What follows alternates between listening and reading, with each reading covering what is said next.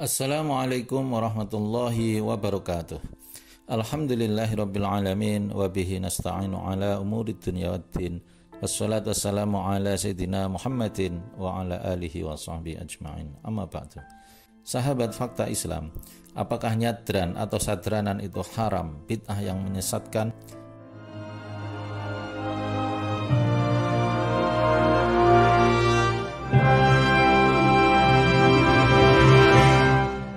Inilah pertanyaan yang menarik dan selalu menjadi kontroversi, terutama menjelang Ramadan setiap tahun. Oleh karena itu, mohon disimak sampai selesai dan tolong jangan di-skip ya, agar dapat dipahami dan dimengerti secara komprehensif. Sahabat, apa inti dari nyadran atau sadranan? Nyadran atau sadranan adalah tradisi masyarakat Jawa yang sudah ada sebelum kedatangan Islam dan masih ada sampai sekarang, namun tentu dengan isi yang berbeda. Jadi tidak ada teks hadis, bahkan kalau ulama zaman dahulu yang melakukan tradisi nyadran atau sadranan. Nyadran dari dulu sampai sekarang identik dengan kegiatan-kegiatan tertentu seperti ziarah kubur, bersih atau bersih makam, sedekah, doa bersama, dan lain-lain. Lalu apa perbedaannya nyadran zaman dahulu dengan sekarang? Inilah hal penting yang akan kita bahas.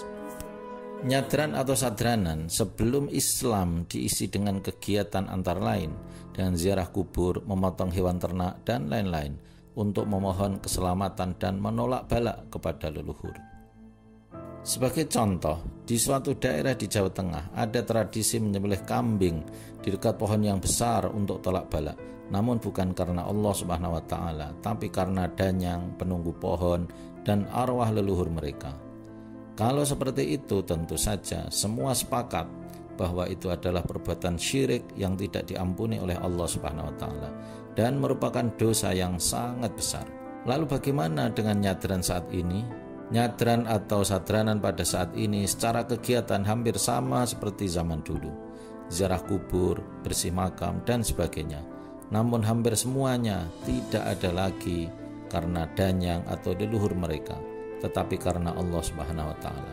Mereka memotong binatang ternak seperti kambing adalah karena Allah Subhanahu wa taala untuk tolak bala, mohon keselamatan agar hajatnya terkabul dan lain sebagainya.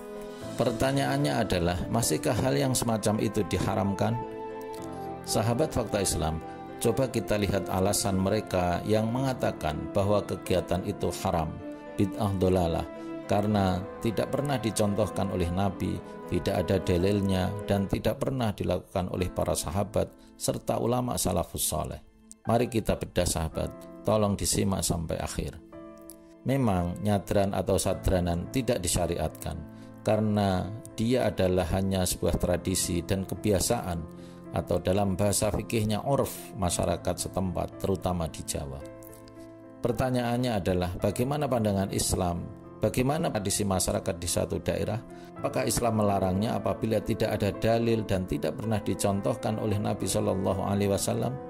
Dalam hal ini, Syekh Ibnu Muflih Al-Hambali, murid dari Ibnu Taimiyah, berkata, wa qala Ibnu Aqil fil fununi la yanbaghil khuruj min 'adatin nasi illa fil haram fa inna rasula tarkal ka'bata wa qala laula hidatsanu qaumikil jahiliyah.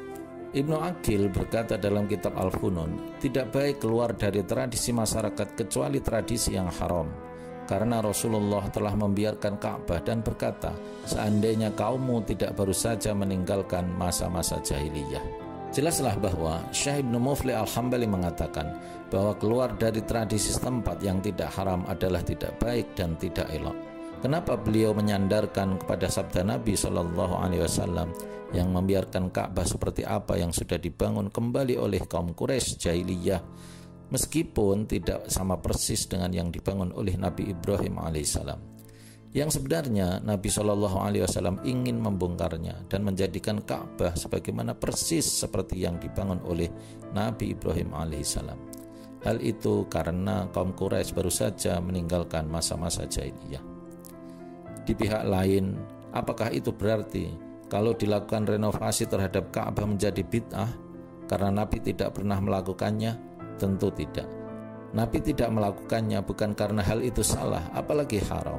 tetapi karena kondisi psikologis kaum Quraisy yang belum siap untuk menerimanya. Oleh karena itu, di era Abdullah bin Zubair, ia merombak kembali Ka'bah dan memasukkan hijir Ismail ke dalamnya.